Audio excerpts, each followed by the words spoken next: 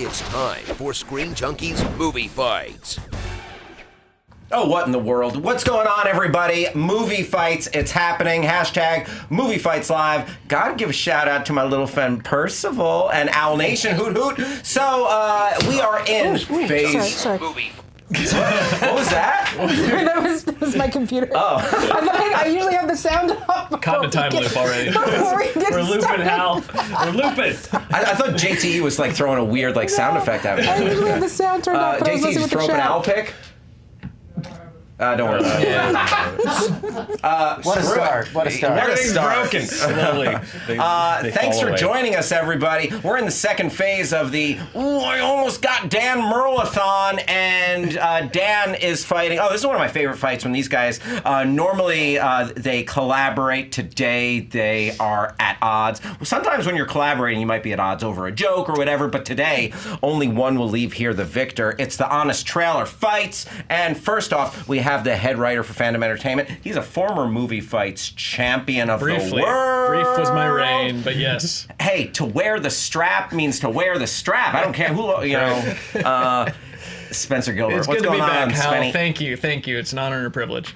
Oh, heck yeah. Good to have you sitting right here next to me. Oh, the man in the middle, player number 2. He's an Honest Trailer writer, winner of the first Honest Trailer Fights, and that was at the 2018 Women in Film event, and all-around swell guy, nicely manicured beard, Joe STARR. Thank you. Very happy to be here with the full team of Honest Trailers writers going all on down the line. Heck yeah. The man on the end, you know him from all over Screen Junkies. He is the reigning Movie Fights champion. He does damage at the Schmodown all over the place. Dan Murrell, what's going on, buddy? How are you, Hal? I'm fighting fatigue today, Hal. Ooh, what do you feel? Were you up all night? The next door neighbors had a night. They were playing music. They were yelling. It was crazy. So. I'm not going to pull the newborn baby card already, but shut up. Fair enough. Slept in 3 months. Fair. But you're used to it by now. Yeah, I've adapted. I'm born into it. You were now. born into it. Well, she was born into it. Sleep's only a memory. Exactly. Dan, thank you. Oh, Dan, thank you for going through everything, that journey to make it here today. I'm sorry I came already. That's what I like to hear. And deciding these fights today will be myself and Lon Dan calling, Lon Harris and Danielle Radford. Lon holding it down in the fact zone. Yes, I am. I'll be checking the facts the whole show, so don't think you can get away with anything, anybody. All right, don't even try to get it past the professor. And Danielle Radford, our social media ambassador, please tell the folks how that works. Hi guys, so the way that this will work is that there are lots of really fun polls on Twitter. I encourage you to join those, get into the discussion on Movie Fights Live, because I will be picking out comments throughout the show, but we do have a poll, and that poll works as a tiebreaker, and the only one that works for that is the poll on YouTube. If you have any questions about how that works, it's going to be down in the description below. You can bug someone in the chat, and the poll does not go up until everyone's given their first answer, because it's supposed to be about the answers, not necessarily, it's about the debate, it's not necessarily about which answer you like the most, and I don't know, man, you can probably get some past me. There you go. Yeah, I mean, you never know. I mean, you got to wake up early to get something past Danielle, but everyone Like these guys. All right. You know what? Without further ado, JTE, drop that sick-ass package. Ladies and gentlemen, it's main event time.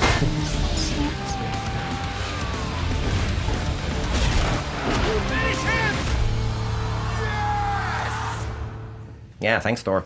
And again, the first person to 4 points wins. 3 regular questions, top 2 players. After those 3 questions, move on to the speed round. Then it's anybody's ball game. Here we go with question number 1. So a lot of folks still can't get over. I mean, come on, get over it already, though, for real. But they can't get over that Robert Pattinson is our new Batman. So we ask these 3, who is the worst possible choice to play Batman?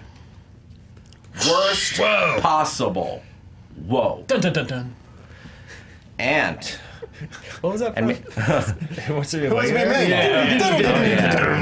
Oh yeah, we need That was in my to. brain for some reason. Man, we need to bring this back with. Oh yeah, I mean that also had some dramatic effects. I think it's a current affair you're thinking Yes. of. Yep. I know all of the synth themes. You want synth theme trivia? Is it on the Schmodown wheel?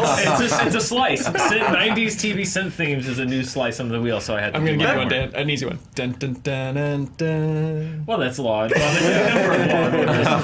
in like a minor key for SVU. That Schmodown Patreon's a good investment if you can get that on the wheel, man. Yeah, man. Listen, $5,000 is all it took to get 90s TV synth themes. You've each made excellent points, but I'm not going to factor any of this into the judging of this question. The judging starts now. Spencer, your choice for the worst to play Batman. I do like Pattinson. I'm on board with the Pat Man. Yeah.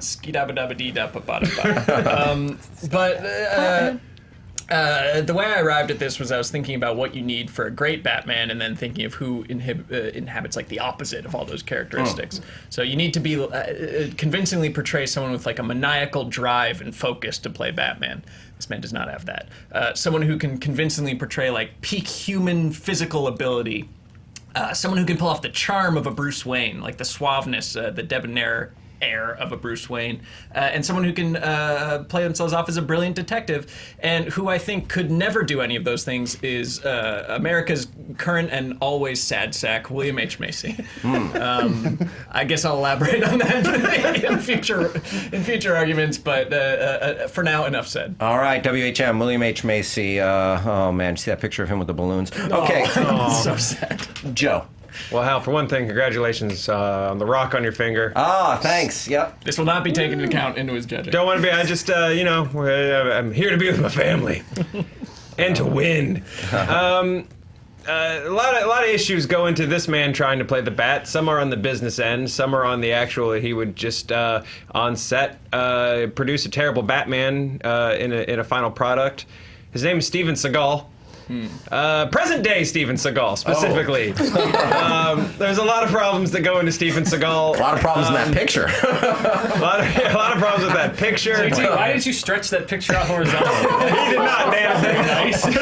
Yeah, what's the aspect ratio? Sweet Danathan, that is Steven Seagal. And while I won't size shame Steven Seagal, I will everything else shame Steven Seagal. First issue is, there's no way he goes without, some kind of weird ponytail or something. So immediately you're killing the iconic character by adding a ponytail opening in the back of it. He's actually a cop. Which means he might be at odds with the vigilante nature of the character, and thus maybe argue with the writers to change the core concept of Batman. I think it's also just going to be a troublesome shoot. He hasn't worked with Warner Brothers since '97. His contract ended. They never renewed it. And so there might be a lot of studio issues there. This might become a very troubled shoot that produces a very, very subpar, terrible, the worst Batman. Steven Seagal. Steven Seagal, subpar, terrible Batman. Dan. We're at a new age for Batman. It's the dawning of a new era. So what does not work for Batman right now? What do we need right now? We need Batman to be energetic. I think we need youth, or at least energy. We need a zest for life.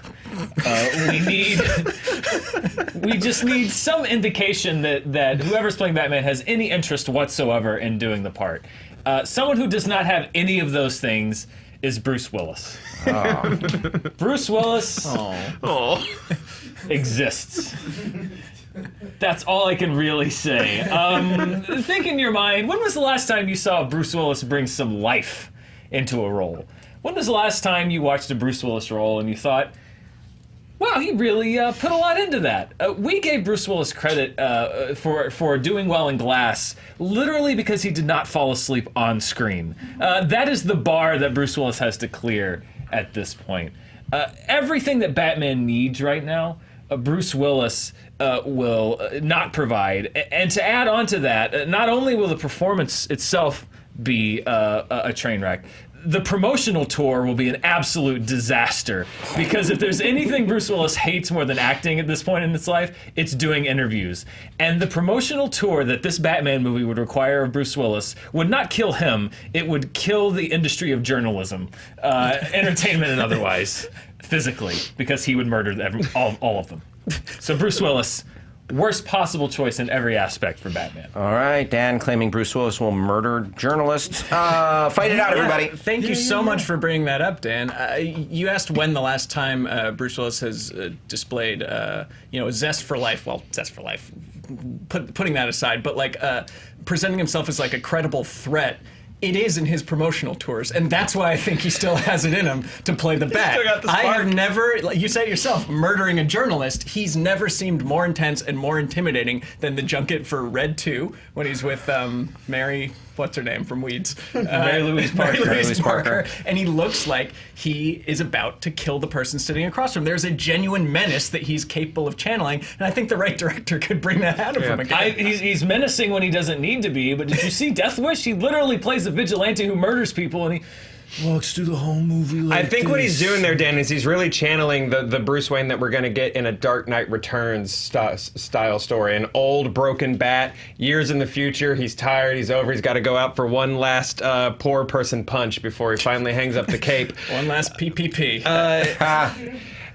I disagree on all counts about sweet William H. Macy. For one thing, I think sweet William H. if he grew out the standard Macy stash, I think there's a Batman with that blonde mustache is so scary. Like before he even says I'm Batman, I'm like, whoa, what's up with this guy? I better not punch that lady and steal her purse. In what universe does William H. Macy have the spine to say, no, I'm not shaving the mustache? Do you know what William H. Macy says to anyone before they even finish their request? Okay. See, I think Batman is all about sort of the inner turmoil that's like burning up inside you, and William H. Macy has shown he's got that. There's Boogie Nights. He's a man of many faces. Yeah, Boogie Nights, and also just the unstoppable resolve that he showed as the Shoveler in Mystery Men. Like that's my unstoppable Batman with that little bit of darkness. Like that's a great Batman. He was a leader. He had energy. He was yeah, an incredible which superhero. Which rules? You're just pulling for Mystery Men? Well, that's one of them. Because that was playing off his his reputation as a loser in every film. Fargo, he is a loser. Wild Hogs, he is a loser. The Cooler, loser. Jurassic Park 3, loser. This man is a cinematic loser, and you want to turn him into an intimidating. You know what? So was Chris. Chris Pratt in Parks and Rec, and that son he glowed up. And William H. Macy He was a bro, but he was a bro in Parks and Rec. He's a bro with abs. He was a schlubby loser, and then he became a buff hero. William H. Macy could become a buff hero. I'm sorry. William H. Macy, 5'9", 160 pounds. You know who else is that? Me. I am not Batman. I do not have the physical presence to play That's Batman. what people said about Michael Keaton. Yep. That's exactly what people said about Michael Keaton. He's too slight. He can't do it. And you know one of the people that said that about Michael Keaton, and this is why I want to talk about Steven Seagal. This is a true story that I read on the internet, which means it's definitely true. In 1989... Steven Seagal made a bet with a guy named Matt Allen, who's a screenwriter now. He went on to write, among other things, the Talking Cat movie 9 Lives. But in 1989, he worked for Steven Seagal. And Steven Seagal bet him $100 that Batman was going to be a flop because Michael Keaton was a wimp. He's a wimp. Steven Seagal lost that bet and had to pay Matt Allen $100. Exactly. And if you don't think that $100 Batman vendetta has not been eating at Steven Seagal's soul for the last 30 years, exactly, and that nobody will be more motivated to come back and prove what a real tough guy Batman is.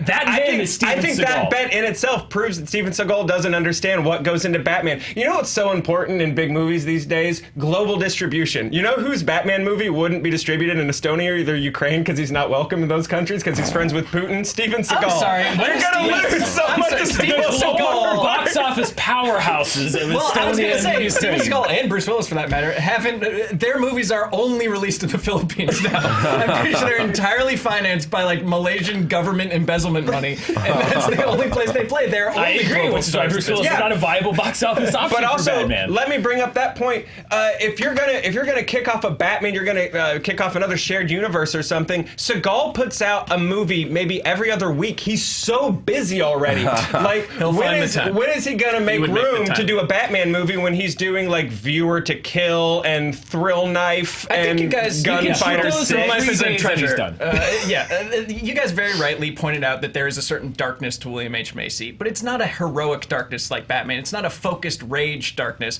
Whereas Steven Seagal, there's a psycho darkness to him that actually jives really well with Batman. He seems like somebody who would kill or at least fight crime, whether anyone asked him to or not, like he does in Steven Seagal Lawman But could on he? A&E. But could he? Because we saw what Sam Jackson tried to do in Captain Marvel, where like he can barely move. Like Steven Seagal's even worse off. Like, and Michael if you Keaton put him, also famously could barely move, and he did a great But job. if you put Seagal, who can already just barely do this, like if you put him in an even more constrictive bat suit, like what does he do? Just get wheeled around like Hannibal Lecter? It's the brilliance of Aikido. You rewatch Michael Keaton scenes, like he's only moving from the waist up. Like there's one stiff kick here and there, but he's really just doing judo. But that's flips. what I'm saying. Seagal doesn't even have that mobility at this point, so that is right out. Like he might actually die in the suit. And I would say that the point that you just made about Steven Seagal is the same for William H. Macy. First of all, I think he can put on the bulk, and secondly, as you mentioned, the physical parts, as far as being in top peak physical shape, can easily be cheated with camera tricks. So And- I think that and William H. Aronofsky Macy can. himself can And- also be cheated to put on the weight if he can't put on the muscle mass. And Dan, correct me if I'm wrong here, but Aronofsky wanted to do the crazy homeless Batman, right? Where he was just like a weird dude on the street. Was it Aronofsky that wanted to do that? If you want to take that Batman, that's William H. Macy's Batman, man. Just like crazy mustache Macy Also, living in an Steven alley. Seagal's Batman. The other thing you guys are no, neglecting. no. You're neglecting to mention the Roll this into your final thoughts, Spencer. Okay, Let's go to final thoughts. I've talked about how sad and unintimidating and just a sad sack pushover William H. Macy is, real life aside, in these roles. But also, I think what's missing is the Bruce Wayne argument of all of these. Whereas I can totally see Steven Seagal and Bruce Willis pulling off egotistical playboy billionaire philanthropist, whereas William H. Macy could not charm his way out of a Fargo auto parts dealership. How dare you. He cannot pull off either side of the role. At least Clooney played a good Bruce Wayne, and I really think that Willis and what's his name, Seagal could do the same. William H. Macy is failing at every conceivable part of a Batman. Thank you, Spencer. I disagree. I can see William H. Macy in the boardroom of a Wayne Enterprises meeting, charming those people with a wink and a smile. There is a charm to William H. Macy. It might not be a leading man charm, but there is a charm there that can channel a great Bruce Wayne. And again, I've covered how scary of a Batman he would be. He is actually terrifying in Boogie Nights when he's finally had enough and he's broken and that horrible New Year's scene happens. Like that's a Batman thing. Steven Seagal, his hair is just strips of Velcro. That's not Bruce Wayne. Bruce Wayne requires, there's a bit of a range, and Steven Seagal just doesn't have that. He can't be charming. He can't wink. He doesn't have one speed as an actor. He has no speeds, and I think that's a big challenge for someone who has to play basically two characters in one. And you sort of argued maybe he could be the alley guy. Steven Seagal is not a weird homeless Batman. He is an entrepreneur, sir. He's had an energy drink line. He licensed out his name to a line of swords and knives. Like he's a businessman, which also I think sort of interrupts the scheduling issues with filming a movie. He's got his broken hands in so many dumb jars. But here's the biggest issue with Steven Seagal that I want to talk about. JT, can you throw the picture of him back up? Thank you. Thank you. Thank you. Look at the size of that goatee.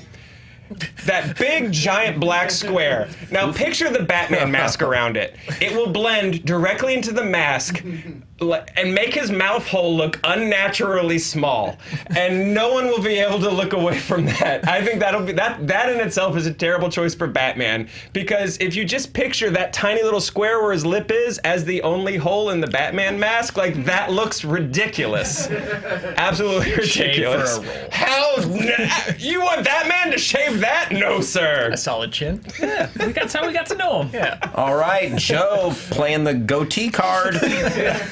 Dan. As you just mentioned, Steven Seagal is a businessman, which means he will bring a lot of personal experience to the role of Bruce Wayne. So I think you've already given him ammunition for playing that role. And like I said, secondly, I can't think of anybody who would be more energized for a chance to be back on top than Steven Seagal. William H. Macy, I think, of the three of our choices, is easily the best actor.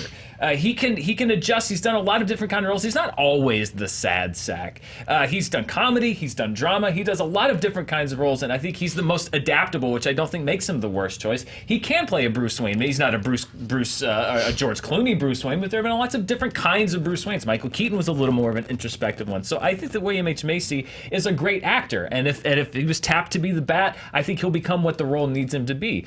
Bruce Willis, it feels like he sleeps on the set, and they just shake him awake every minute before the camera rolls, and he just says his lines and goes back to sleep. The energy he has when he doesn't like doing interviews is the most energy I've seen out of Bruce Willis in well over a decade. Joe, you mentioned the whole Dark Knight Returns things, like, oh, we could do a Dark Knight Returns beat. Again, we just did that. We just did the Dark Knight Returns. If that's the only speed that Bruce Willis can do, it's a complete retread of what we just did with Ben Affleck, and it's not the way that this franchise is going. It's not going that way because we just did it. People don't want to see that take again because they want something new and they want something different. Bruce Willis just doesn't really care for anything anymore. And if I'm looking at the worst possible choice for Batman, it's a Batman that's boring. It's a Batman that's uninspired. I think William H. Macy will do his best as an actor and really transform himself for the role. I think Steven Seagal, if you told me that Steven Seagal was going to be the next Batman, I would ask you, when do tickets go on sale? Because I have to go see this. It may not be great, but people are going to go see it. If you said Bruce Willis is Batman, people would kind of go, oh. And that's the worst possible thing I could imagine for Batman right now, and that's why I go with Bruce Willis. All right, TikTok time. Good stuff. 3 weird Batmen. Blonde. What's going on in the fact zone? No incorrect facts. It is true what Joe said. Darren Aronofsky had pitched a take on Batman Year One, the Frank Miller comic, which would have involved Bruce Willis losing the family fortune after his parents are killed, making him homeless. That is true. Steven Seagal, just a little background. He is a 7th level black belt in Aikido, and was one of the very first foreigners to operate an Aikido dojo in Japan. Little background there. One more thing, I have to say, Spencer brought up William H. Macy being a loser in Jurassic Park 3. Kirby Paint and Tile Plus is a very successful bathroom modeling company. So he may not be great at hunting dinosaurs. He's an excellent small businessman. I don't know if that makes him a loser. Thank you for making that point, Lon. He's in over his head. All right, Lon, taking us to the fact zone, sponsored by Circuit City. Okay, I really enjoyed these arguments. There was a lot of great stuff, and you guys presented 3 potentially bad Batmen, but 2 of the 3 I came out intrigued about at the end of this, and that left only 1 potentially bad Batman that did not get dinged as hard. But Spencer, I mean, they brought up the Keaton point, and I think there could be a little bit of that flavor in William H. Macy, and the played I mean, in the superhero vein with the Shoveler from Mystery Men, a fun underrated movie there, and they could be kind of turn that scary level as well. So yeah, it just got me asking too many questions about it, and then, man, Steven Seagal is a psycho, weird, edgy Batman. His ill-fitting suit aside, and the goatee and everything. Yeah. Just worried about that mouth hole. And I was just thinking, if you haven't seen the video of him doing slow motion Aikido, like against guys who are like obviously paid by Vladimir Putin to gently approach him, it's really great. He'd be that kind of Batman. But Dan, and I think you just like the epitome of your argument was like you nailed it at the end there. It's just like, oh really? Whereas these two, I'm kind of like, huh. So I gotta go Dan. Lon. When you hear the responses, Dan seemed to have picked the most conventionally appropriate actor to play Batman. But after all was said and done, I thought he had a really great closing argument. And I'm a little intrigued to see the blonde mustache when he makes Batman and the immovable tank Steven Seagal Batman. I'm also going with Dan.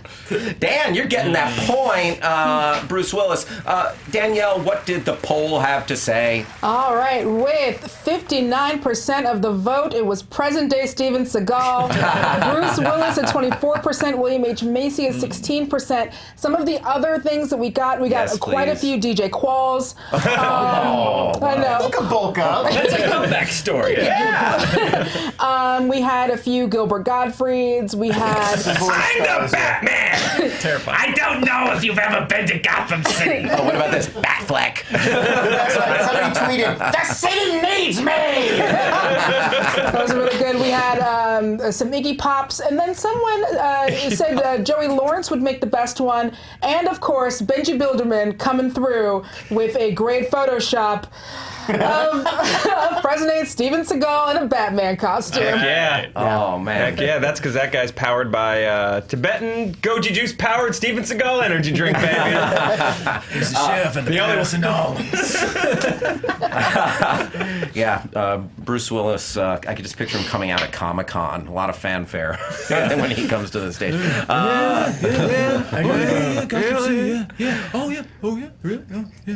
Dan taking that first point. Joe Spencer looking to get on the board. Always. Let's go to question number 2. So, Father's Day this Sunday. Text your dad. So, what? Yeah. You know what? Send your dad an email this Sunday. We ask, this is fun.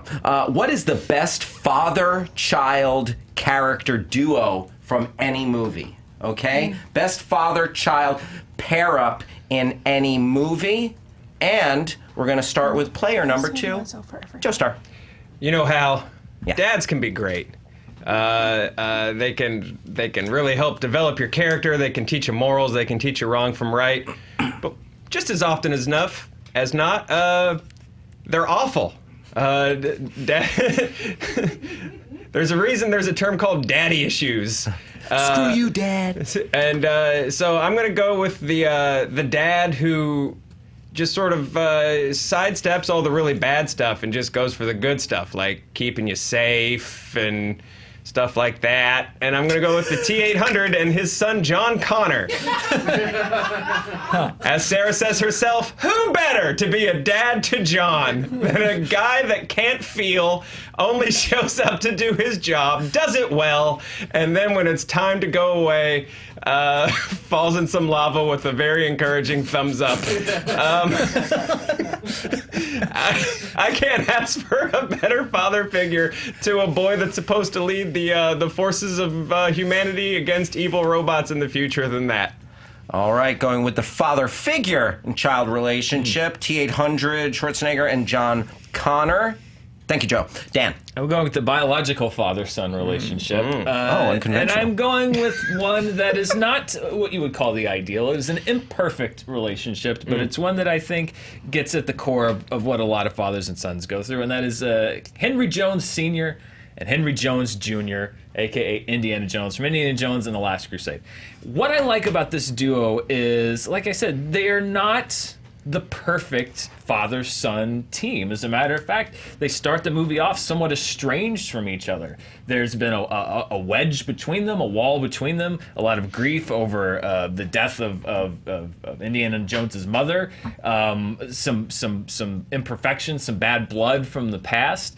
And what makes that movie so great, or one of the reasons that movie's so great, is that you see these two learn, basically reintroduce themselves to each other and learn how to communicate as adults, not as two people that are kind of caught in the shadows of childhood or in the shadows of being a father raising a child alone, but as two adults who meet later in life and are able to understand the truth of being a parent and the truth of being a child. And I think that speaks a lot more than the storybook relationship that you see in a lot of movies. And that's what I like so much about it. It's the fact that they're not perfect and that they do learn from each other, because that's how life works so much. So that I went with those two. That's how life works. Thank you, Dan. Around the horn to Spencer. I went with something even more conventional, getting progressively more conventional. Steve Martin and his daughter in Father of the Bride. It's so sweet. See, I got an out of Danielle just for mentioning it. Who doesn't want Steve Martin as their dad? He's so sweet. There's such a sense of humor and a wisdom with him, and she, Annie, is like a very well-adjusted 22-year-old architect who met a great guy, and this is a relationship that's pushed to the limits by something that's very relatable, which is a wedding, but really a daughter growing up and moving out and becoming her own person, and a father's sometimes strained but ultimately healthy and relatable way of dealing with that. So it's just a perfect portrayal of the love between a father and their child, and it doesn't take superheroes or crazy robots or massive adventure to bring that out, and yet it's still not boring and incredibly touching. All right, Spencer hates superheroes and robots. Fight it out, you guys. I don't hate superheroes and robots. I just don't know if the examples you guys listed are even like examples of a father-child dynamic. Like yours is.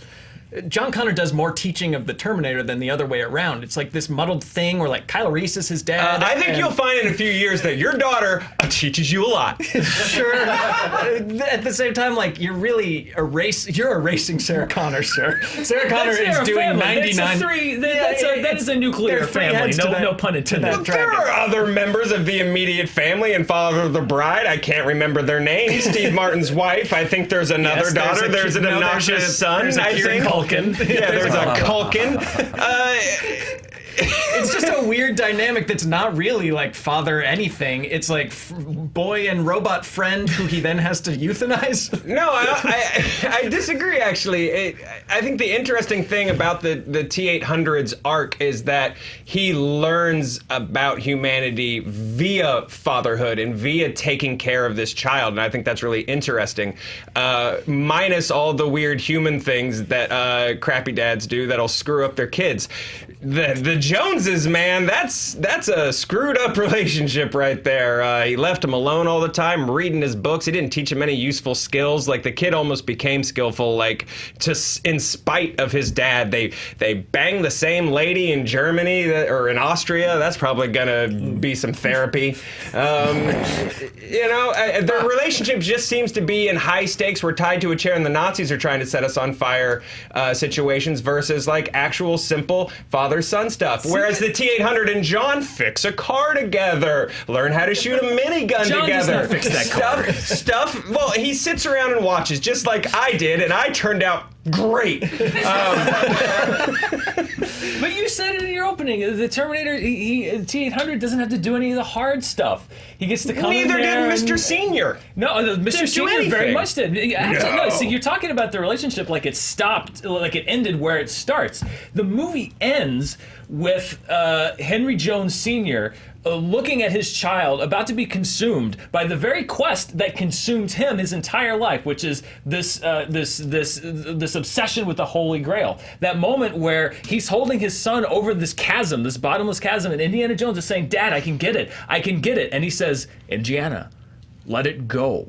That is the completion of the show. But that's them learning from each other. That's the father learning that. And where was that guy when Indiana Jones was hypnotized by a weird Indian dark god and about to kill his young friend Short Round? Searching for the Grail. They have an imperfect relationship. But I would argue, Dan, that that's the first moment where he becomes a father. Up until that point, they're really like he's an older co-worker. They're kind of buddies, and that's not like a father-son relationship until the very end when he realizes, maybe I should have been a dad all along. That's the other thing, is everyone looks at it as this is what a conventional, and that's your relationship is a very conventional father-daughter relationship. Conventional in a negative way, I think. But yeah, that's the thing. I think it's what's negative about he's smothering this girl, his daughter. It's just like I can't let go of you. You're mine, and I'm not going to give you to this other person. All of that's true. That is part of his character, but he is never putting that on her. He goes out to the supermarket to freak out about hot dog buns. He's not screaming in her face like, I can't let you go. He's snooping around in his in-laws. He's putting it on his shoulder.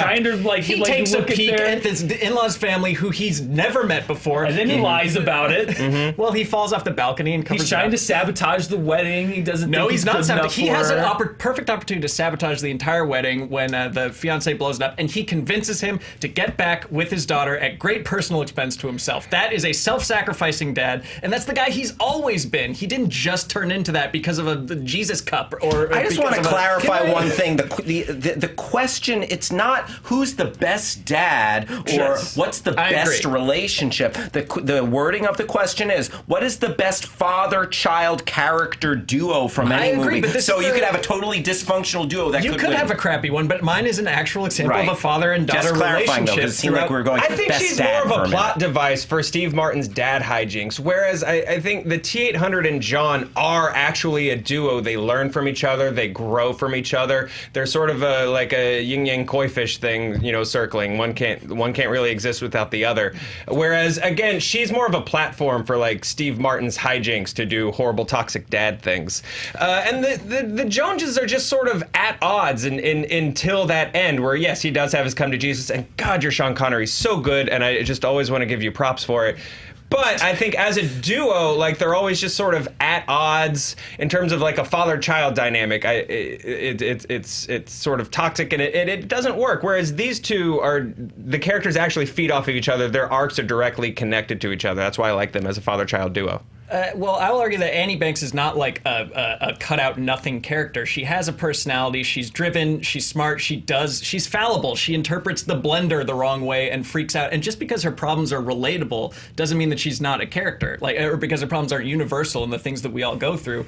The fact that they pulled that off means that it's a great achievement. Whereas the T-800 and John Connor, John Connor programs the T-800 like 30 years down the line or something to save himself. And it's just so muddled.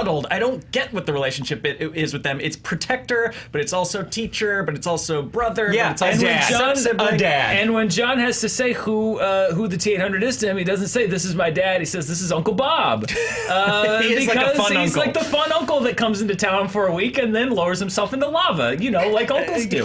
And that's he actually makes them lower him into lava, which is fully traumatizing. That has nothing to do with how he looks at him.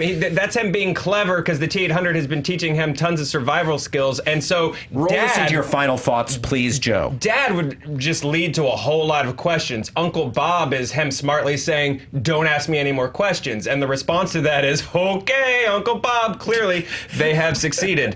Again, I think these two come as a pair. Whether it's learning why you can't just kill people all the time, or keeping this kid safe no matter what, and sort of but also allowing him room to stand up on his own and do his own things and help save the day.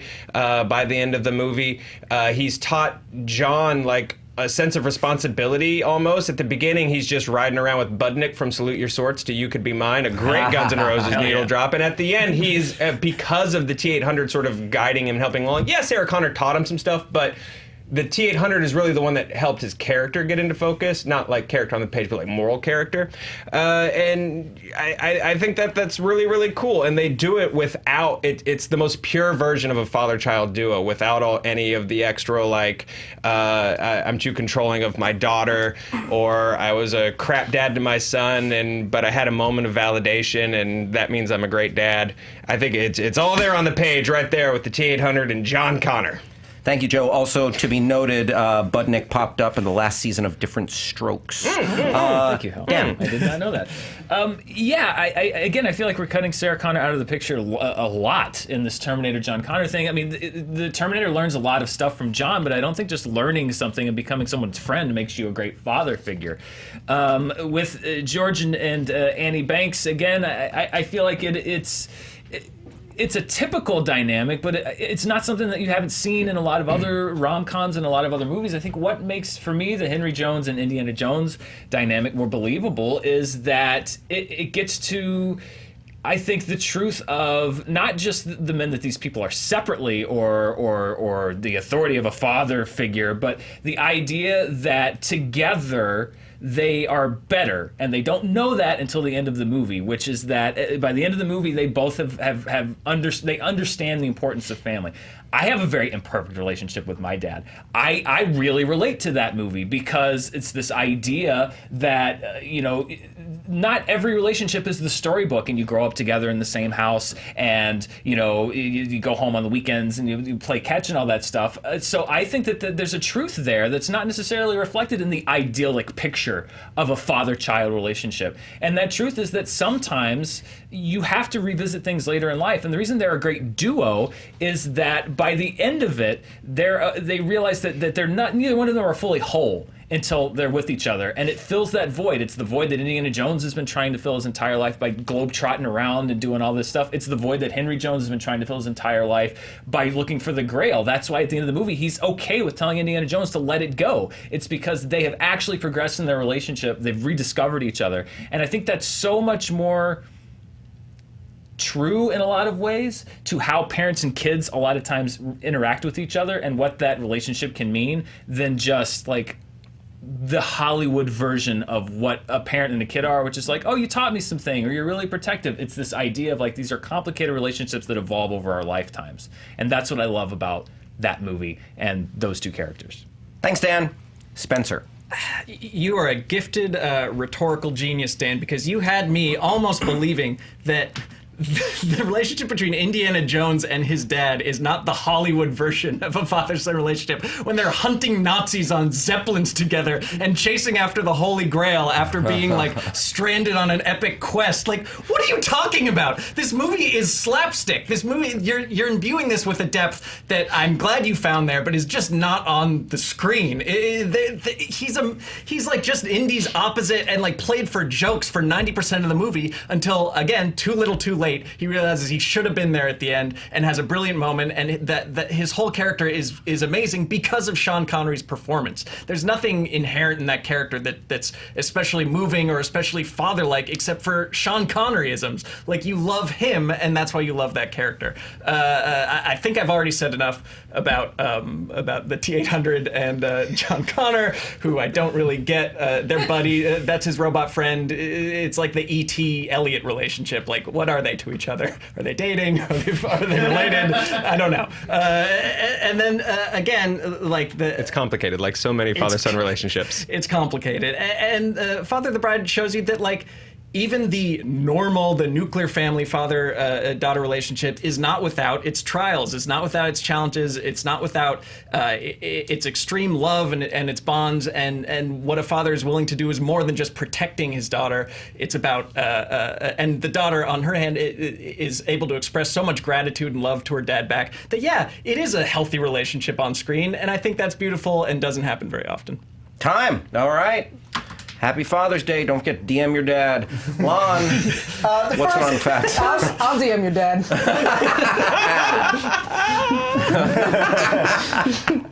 First and biggest fact we got to talk about, guys. That is not lava. That's molten steel. The Tanky did not drop himself into lava. Where would lava even come from? Yeah, why would lava be at a factory? It's a steel factory. Like it was a lava factory. All right, point taken. It was Also known as a volcano. It was brought up that Gotta go to work at the volcano. Henry Jones Sr. didn't teach his son anything. We know he taught him at least one thing, and that is how to count to 20 in Greek. Have to bring it up. It's there in the movie. And then finally, Steve Martin does have a wife, Nina Banks, played by Diane Keaton. Kieran Culkin plays Maddie Banks. Come on. Get your Bankses right. Get your banks straight, everybody. Mr. Banks.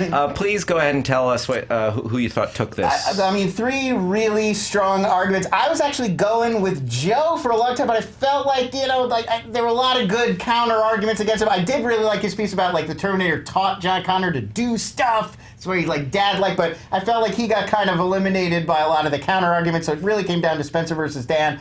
I thought a lot of great responses from both of them. I thought, I really like what Dan was saying about their adults. They came together later in life and sort of started the relationship. But ultimately, I thought Spencer focused the most on the relationship, the father-daughter relationship that George and Annie Banks had in Father of the Bride. I'm going with Spencer. All right, that's one for Spencer. So, I went a little bit differently here. I thought Spencer was kind of put upon by everybody to bring up Annie as being more than an afterthought. Like, he literally said she has a personality, and it's like she seemed like just like such an afterthought after like the headline of Steve Martin, and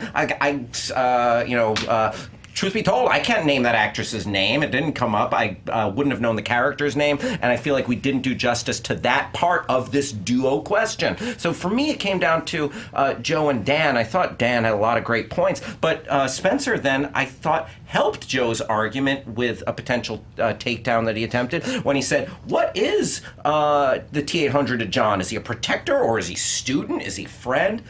That's how oftentimes real life relationships work, and I was a little iffy about Joe's choice, but at the end of the day, by a little bit, I gotta go Joe. Danielle, so we're locked at 1-1 here. Joe and Spencer, where are we at with the polls? Well, this won't help anybody. With 50% of the vote, it is Henry Jones Sr. and Henry Jones Jr. With 28% of the vote, it is George and Annie Banks. And with 21% of the vote, it is T-800 and John Connor. So taking my personal affinity for T-800 and John Connor out of it, you all know all I've ever wanted in my life was a robot to give me a thumbs up while he's dying. In steel, not lava. Okay. In steel, not lava. Come on. Looking over the arguments, these were all of these were fantastic. One thing I've got to agree with Spencer with is that Dan is rhetorically very good at all of this. I feel like there was a lot of really good hitting back. I wish I would have heard more pro reasons from Joe about the T-800. It felt like it was a little bit more defensive. So ultimately, I'm going to have to agree with the internet and go with Henry Jones Sr., Henry Jones Jr. All right, Dan takes the point, vaults out to a 2-0 lead. Nicely done there. Were there any other choices? I mean, I was thinking Darth Vader and Luke Skywalker. Of course, that was in there. There was Atticus Finch and Scout, which I really liked. Oh, my yeah, second choice. classic. Yeah, that's Gregory a great Peck. dynamic. A lot of Yondu and Quill, a lot of Logan and Laura, Mufasa just overwhelmingly, and Simba. And Yes. then our friend Chewbacca Defense came in with what's better than one father?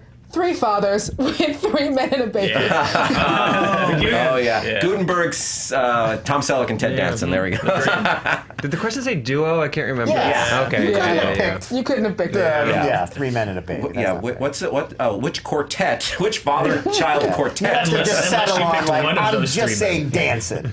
Yes. 3 men and a baby, but only 10 dancing. Just dancing. Then the Gutenberg stands come for you. Oh, yeah. Director of that movie, Leonard Nimoy. Whoa! Leonard Nimoy directed 3 Men and a Baby. Wow. Damn, Dan breaking out a little schmodown knowledge right there. All right, question number 3. Dan is off to a 2-0 lead. This is gonna maybe, hopefully, we'll find maybe a speed round opponent for Dan right here. Dan, you can take this question off if you want. Okay, here we go. Never. Oh! What in the world is a blind fight? All right, so I'm gonna read this. I'm gonna read the question, and then I'm gonna offer you choices. Or, I'll offer the choice. Do not read these. Do not read these. Oh, okay. And then we'll read the question. All right? Please pick. Please pick one. Keep it closed. Keep it closed. All right. For you. I'm going to make eye contact with the hat. Okay. All right. Great. Not looking. Okay, just knock the camera off the tripod. All right, here we go. Can we just be a werewolf? Okay, so here it is. Between Always Be My Maybe, John Wick 3, and Toy Story 4, it's the summer of Keanu, the Keanu-sans, if you will. Adding sans to thing, we should cancel that. All right. Sansa-sans. Sansa-sans. Reverie. So with that said, so it is the summer of Keanu. With that said, everybody picked one paper from the hat, and we ask, and what you picked is your answer. We ask the question, what is the best Keanu Reeves character? Okay. Best Keanu character. All right. So let's go around. Okay, go ahead and open your papers here. Oh, watch their faces as they drink it in. All right. Drink it in. All right. Dan, player number 3, goes first on question number 3. Lay it on us. I drew out of the hat an FBI agent, Johnny Utah from Point Break, who's not only the best Keanu Reeves character, he's the most Keanu Reeves character. I love a perfect melding of actor and role, and that's what Johnny Utah is. A lot of times Keanu's been an awkward fit in some of the movies that he's been in. It's been a bit of an awkward fit in the role. I think that Point Break is where they just like, mwah. That's just like the bullseye. You dream for that kind of casting. You believe him as a football player. You believe him as a surfer. You believe him as a cop. Because you believe Keanu in just about anything. But it's what he brings, just like that early 90s Keanu dudeness. What Jeff Bridges did for dudeness in the early 2000s, Keanu did for dudeness in the early 90s. And I love that you can't imagine anyone else but Keanu Reeves playing that character. And I think that's the hallmark of a great movie character and a great actor in that role, is you cannot imagine anyone else as Johnny Utah but Keanu Reeves. And I think that's what makes it the best Keanu Reeves character. Will Dan get the point with Point Break? We'll see. Around the horn of Spencer. I drew a fine choice, Ted Theodore Logan from the Bill and Ted series. Oh, by the way, I'm wearing a Wild Stallions pin. I will not let this factor. I will not let my Wild Stallions pin factor. Please continue. Well, I think the thing we love about Keanu is underneath it all, no matter whether he's John Wick or Johnny Utah or Johnny Mnemonic or any number of Johns, is at his core, there's a sweetness to him. And nowhere is that sweetness more on display than in the Bill and Ted series. I just think that's the entire appeal of Keanu. When we first fell in love with him was as a lovable dude, as like a little bit of an airhead, but a sweet guy who sticks by his friends and only has the best intentions at heart. And I think that you can add layers to Keanu as his career goes on, but the gooey center is the sweetness, and there's Ted Logan at the middle of all of his characters. Lovable dude. Joe.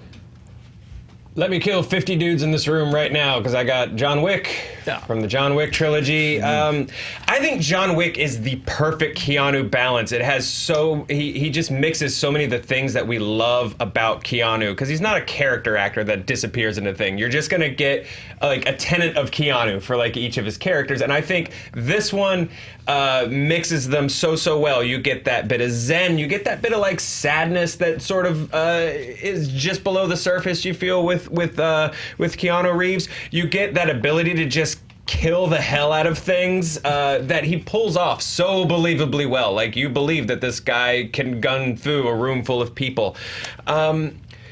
We also root for John Wick in a real way, and not just because we root for Keanu Reeves, although I think that that's part of it.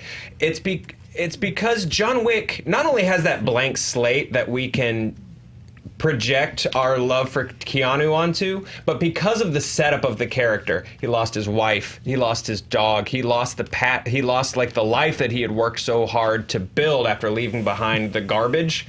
We get a sense that he's fighting to get a shred of that gooey center back, of that warmth that we like about Keanu back. Like, the fact that that warmth is missing from John Wick makes us cheer for him more, because I think we project him fighting to regain that.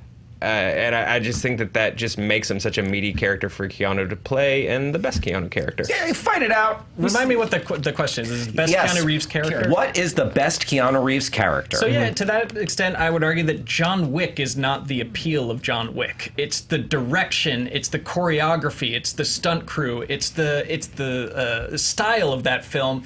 John Wick is kind of a placeholder. He's the boogeyman. But I think that John Wick, if you still have the same character but you shoot it like Taken 3 and there's all these fast cuts and shaky cam, it's not a good movie. He's a kind of a generic, they killed my wife, they killed my dog, now I'm going to kill them. But to take it the other way, you could put any current action star, you could put a Donnie Yen in that same thing, and I'm not going to empathize with Yen the same way that I'm going to empathize with the way that Keanu Reeves plays John Wick. I think it's key. Otherwise I think that this really would have just gone straight to DVD. He's the anchor of it. He's what sells that action. He's what sells your relationship to the character, because at the end of the day, you have have to care about the protagonist of an action movie, and that's what makes that character special. But you just said a little bit about it, though. You said a blank slate that you project. Like, I care about the dog. I was very upset about the dog. I was very upset. I mean, that's really the original sin for this movie. For me, it's not about the character of John Wick. It's like, tell me something about John Wick. He kills a lot of people. He's a bad guy. Like, he doesn't like bad guys. I told you, he's run down. He's sad. He's broken. He's had something taken from him. Just because the movie doesn't spend a lot of time in like flashbacks where you see him like skipping with his wife and 8 dogs, doesn't mean that it's not there. We know just enough to know that he's lost something, and not knowing the details of that almost makes us empathize with the character more. It makes the character even stronger. But I think it's a little one note. I think it's like he's driven by revenge, and that's pretty much all there is to that. But it's a meatier note than Johnny Utah, who is all just like that. See, that's what everyone says about Johnny Utah, and they're wrong. Ted is an idiot. He's a lovable idiot. He's a funny idiot, but he's an idiot. Johnny Utah. Look at these different characters. John Wick. He's a one-man wrecking squad. He's driven by revenge. He's driven by one thing, point A to point B. He's a wrecking ball. Ted is a goofball. He's a lovable high school. He's loyal. He comes time. through for his friends. He sticks by the mission until it's complete. Much like John Wick. But the characters are just that thing. They're that one thing. Whereas here's the thing about Johnny Utah that makes him a great character. He's conflicted. He's a cop, but he's torn between duty and his love for his life mate Bodhi. And of all of these movies, like Keanu and Johnny Utah is the one character who's actually conflicted by something. It's a tricky question because I think Keanu Reeves does the worst out of all of these with Johnny Utah. Because that's the goofy character that killed his career. Like, that's the one that made him a joke. Whereas Dracula made him a joke. Like, he blew it. Yeah, Johnny Utah, I guess if he ended up where he began, I would buy it, but you never buy that he is a straight-laced ex-college pro football player. He's a surfer dummy from scene 1 of that movie. I didn't buy him as an action star until Speed. Yeah, exactly. Parker Jack? No, that's Dracula. Which John or Jack is he in Speed? Jack Traven. Thank you. Traven is when I first bought him as an action character, not Utah. Utah, I think in hindsight, we kind of ironically go, but I don't think going into that movie any of us were like, hell yeah, Johnny Utah, you really speak to me. And you guys are demeaning Ted Logan just by casting it aside as a goof, like comedic characters don't count. For him to hold his own as an all-time comedic duo, earn a sequel, to hold his own with George Carlin in scenes, for someone to make us laugh and have us fall in love with them is no easy feat. That's almost way more difficult to me than learning to reload a gun or throw a dog. Or throwing a dog. Let's move to final thoughts. Dan, why don't you take us into your final thoughts here? Sure. Yeah, I mean, Keanu is obviously a big part of this question because he plays all of these characters, which I think you also have to look at the characters themselves. And I think the difference between Johnny Utah and these other two characters is that both of them are a little one note. They're a little broad. There's not a whole lot of meat on that bone other than just the essence of what they are. And I think what makes this a great movie, and this is not just, I think that a lot of people consider Point Break just a kind of a featherweight early 90s action movie. I mean, this is a Catherine Bigelow movie. This is one of the better action movies of the 90s, and I think part of it is that it's not just cop chase bad guy. And whether you buy into Johnny Utah or not, I think at the beginning of that movie he is a guy who's works because you buy him as part of both worlds. That's one of the reasons that he is in the world that he's in, is because he can infiltrate. And I love the fact that out of all these characters, he's the only one I actually feel conflict from throughout the course of the movie. He's conflicted about what he should do next. He's torn. He's morally, his moral compass is compromised. Everything he thinks he knows about himself is thrown into question, and that's just not on a character level. I don't get that from either one of these two characters, which is why I put Johnny Utah as the best character, in addition to being just a great Keanu moment in his filmography of these three. Utah. All right, Spencer. I just think Ted, to borrow a phrase from our host, is the most iconic of these three. It made such an impression on America, say what you will about the character, that he struggled his entire career to overcome Ted. We've always associated him with a character like Ted, of this lovable guy who's very genuine, who finds himself in these crazy situations and just kind of deals with it. And in the end, isn't that what we love about Keanu Reeves? Thank you, Spencer. Joe. I do think that's a good point. He spent his whole career sort of trying to overcome Ted, and I don't think he did it with Utah. I don't even think he did it with Neo, because there was still that sense of whoa with Neo, and people still sort of made fun of him for that vapidness. I think John Wick is where he overcame Johnny Utah. That's where he overcomes Ted, and really becomes a really strong character actor. Just a lot of internal work. Utah is very external, so Ted is a very external. The kind of I put on a silly hat kind of acting. Whereas everything that's going on with John Wick is internal, it's emotive, it's subtle, and I just think that's so cool. And it's strong enough that he's able to carry you through choreography without just being like, this is a video game cutscene. At no point does the action in the John Wick movies overwhelm you're rooting for that character to get through it, to survive. You feel the pain with him. Every time he sighs when someone's like, you're back in, and you see John Wick you see sort of the pain and exhaustion that goes with having to acknowledge that. And I think we really root for him. I think this is the role that has finally taken all the weird flavors of Keanu. You talk about sort of meat on characters. Johnny Utah isn't meat; he's 2 meatball subs. But this is where this is where all the different that's a cool thing about Keanu. That's a cool thing about Keanu. That's a cool thing about Keanu. John Wick is where they really all finally come together as a mature veteran actor performance for Keanu Reeves. Thanks, Joe. Time. All right, Lon. Take us to the facts, Keanu style. No real mixed facts this time. Everybody was pretty right on. Did you guys know, I just looked this up and I thought it was interesting, John Wick was originally written to be in his 60s, they had pictured it like a Paul Newman role, and that's why he's such a mythic figure in the underground. But Keanu just nailed the audition. They just wanted him, so they kind of reworked it to be Keanu Reeves. Oh, wow. Kind of cool. Very cool. And it's kind of ironic. It's directed by a choreographer that Keanu Reeves has worked with. Yeah, two different stunt choreographers directed the first job. Crazy. Leach and Miller, right? Leach and Miller? Chad Stahelski and Leach. Sorry, Stahelski. Thank you. Right on. Miller was on first Deadpool. Stahelski, I think it's Stahelski. Thank you, Lon. Yes. However. Great. So there was so many good arguments. Off the cuff, you guys all really brought it. Joe, that was a beautiful breakdown at the end about how John Wick really changed Keanu's career. I don't. It was a really impactful argument. I don't feel like it resonated as his best character, but how it turned what he was known for and gave him this new life. You really summed that up beautifully. Dan, I thought you were making an excellent argument, but man, they kept dinging you about, do we love to kind of just bag on Johnny Utah a little bit, because or is it really consistent all the way through? And no one brought this up, but there's the show Point Break Live, which kind of makes fun, but lovingly so. But it just brought enough question for me. At the end of the day, I thought Spencer's final argument was just nice and concise. He's genuine and lovable and funny and so many things that he's known for throughout the decade of the 90s and up to today. I got to go Spenny on this. Lon? It sort of came right down to the end. I thought everybody had a really good argument. I thought that Spencer had defeated Joe completely with the he spent his whole career trying to get past Ted, and that's the iconic role. But then Joe had that great response that's and John Wick is the role that finally did it. I thought that was a really great response. I'm going with Joe. Right on. Okay, it's Joe and Spencer locked at 1-1. Danielle, can you help us out? All right, going to the polls, fresh off the thing. Not fresh off the kitchen, I don't know.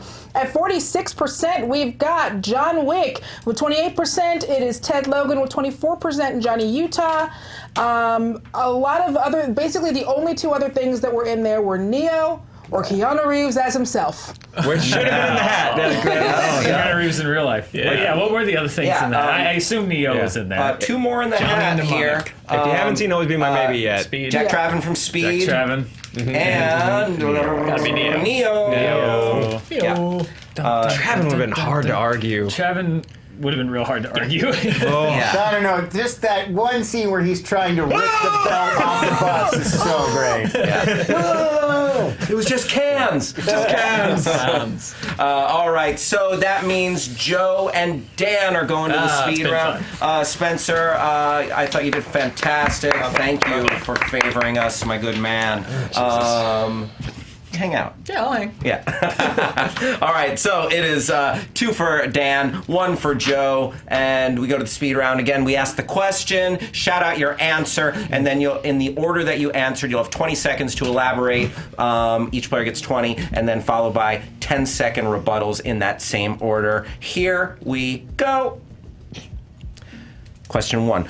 We got a trailer for The Shining follow-up, Dr. Sleep. Who would you cast as Jack Torrance in a remake of The Shining?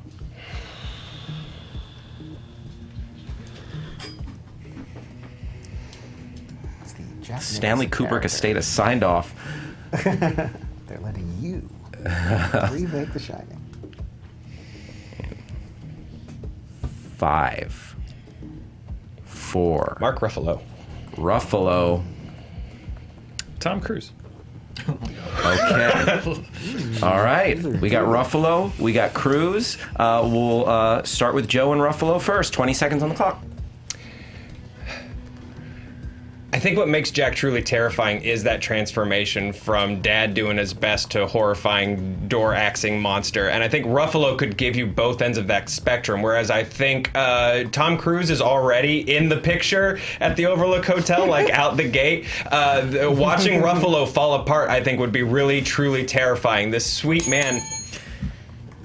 I think watching Ruffalo fall apart is expected. I think Tom Cruise is somebody that the audience brings their love into, which makes his descent into madness even more terrifying, not just for the characters on screen, but to the audience. He's a great actor, and he's got the chops to pull off. Nobody's done genial Jack Torrance. I think Mark Ruffalo's already starts off a little too edgy. You want the guy that goes from here to here, and that's what you're going to get with Tom Cruise. He's a... No one loves Tom Cruise. We fear Tom Cruise. We respect Tom Cruise. We love Mark Ruffalo. And also, this is a journeyman who hasn't really gotten a chance to break out with an awesome, iconic role. And I think Jack Torrance would be a really cool...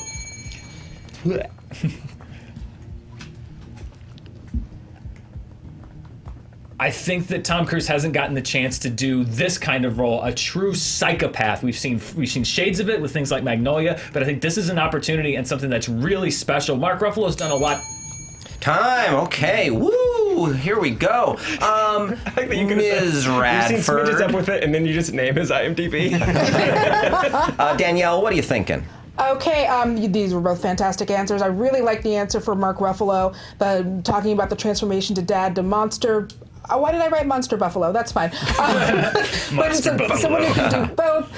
And how you've already had Tom Cruise in the picture out of the gate. But I will say there was a great argument about how Mark Ruffalo, and of course you were all dancing around the Hulk. I appreciate the dancing, all the nice tap dancing. But I also liked Dan's argument about how that seems like it's something that would be more expected, whereas watching someone go from being the truly charming, stare you right in the eyes Tom Cruise to someone who goes super mad would be very compelling. So I'm going with Dan.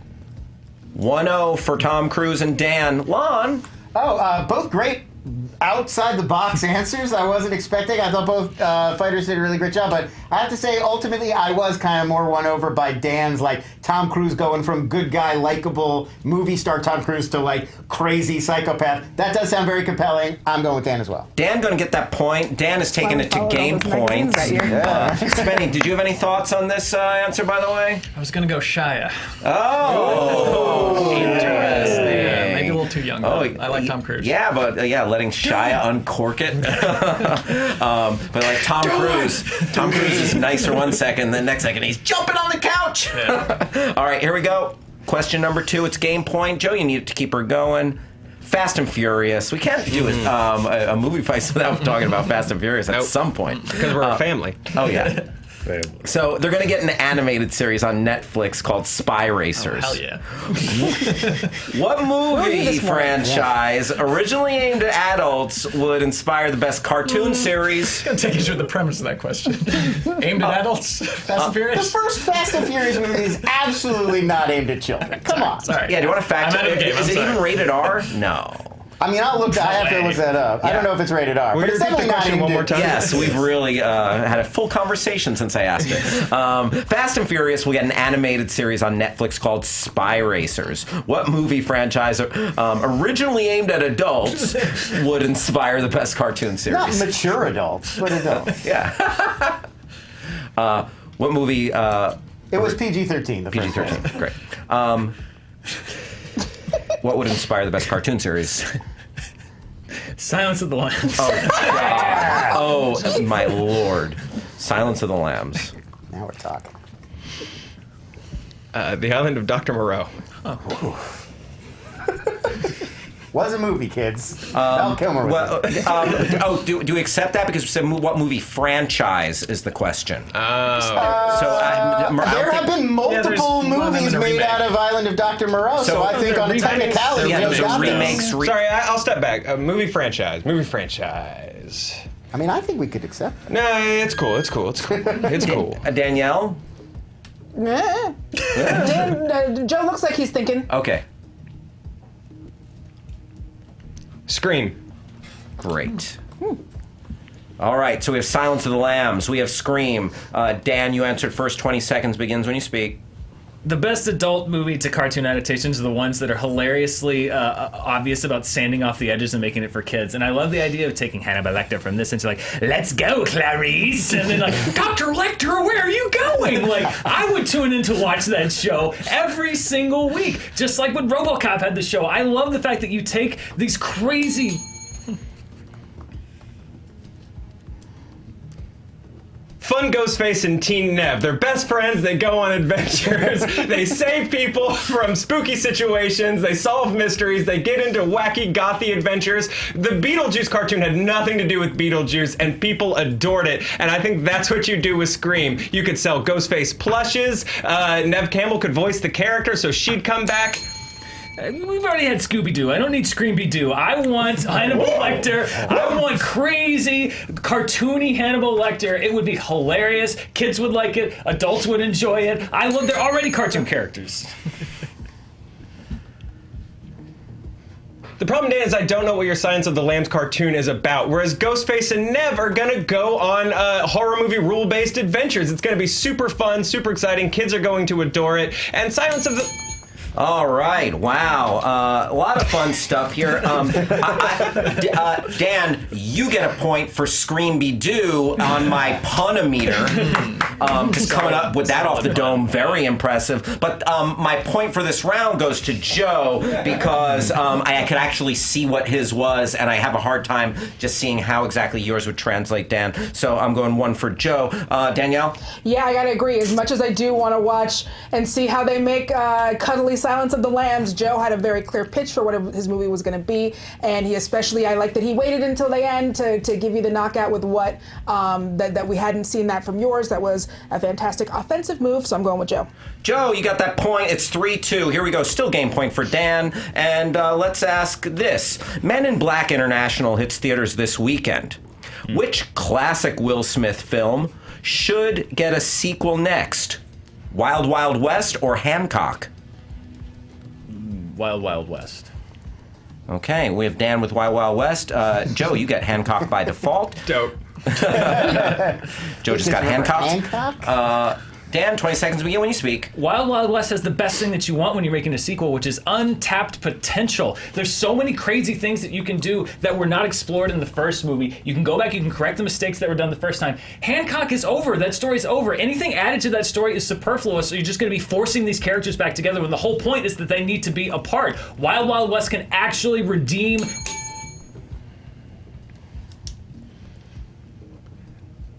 I think Wild Wild West has unlimited potential, but it wouldn't. It would just be another bland Men in Black International sort of, I don't know, here it is. Whereas Hancock, as a deconstruction superhero movie, now has a decade of MCU, of a DC movie attempts, of Watchmen's, of thises and that's, to look back and comment on and deconstruct. And I think that's why Hancock stood out and it was interesting. Watchmen's already a deconstruction of superhero films, and the Marvel movies themselves are starting to be deconstructions of superhero films. We don't need another one of those. I want something that can go to a mistake that was made in the past and correct it and make something better, and that's what you'll get.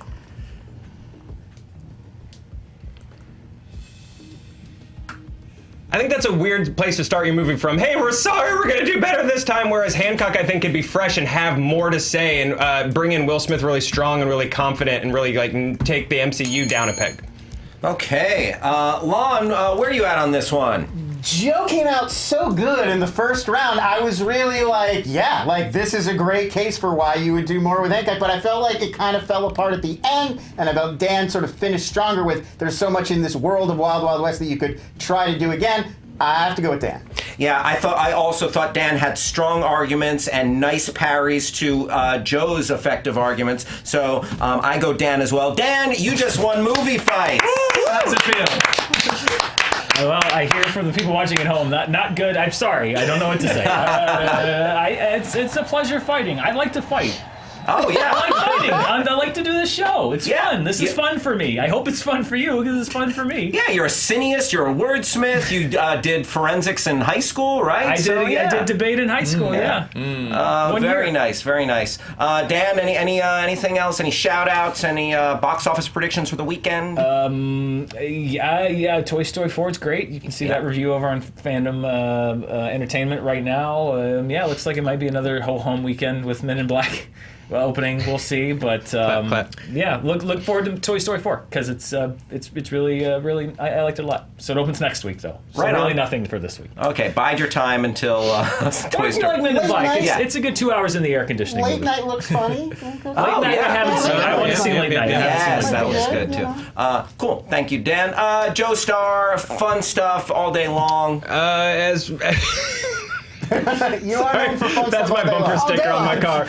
Joe STARR, fun stuff all day long. Very happy to be a part of this edition as we do the farewell tour to the weekly iteration of movie fights. Very happy to be a part of the Dan Murrell Invitational. I don't think the show would have lasted more than 4 episodes if you weren't in it. So yeah, this is a lot of fun. It's super fun. Thanks, Joe. Spencer Gilbert. Call your fathers this weekend. Write them a card. Do more than text. Don't slide into your dad's DMs. Give him a thumbs up. They gave you life. Give them a card. Is that so hard? Jesus. All right. The new slogan for Father's Day: give him a card. Is that so hard? Jesus. Spencer coming in with his Father's Day hot takes. Thank you, Spencer. We get it. You procreated.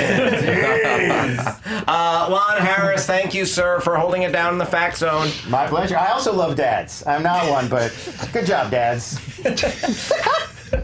What about, you like dads, what about fathers? I'm so-so. Okay. Danielle Radford. I only like daddies. Sorry. What about zaddies? And zaddies. Sorry, we need an International Zaddies Day. And then Yeah, when does that? What day does that fall? Where's that card? I think it's just February 14th. That's a weird section at Hallmark. Daddy's Day? Yeah, Zaddies. International Zaddy's Day. You can only get those cards at Spencer's Gifts. With a Z.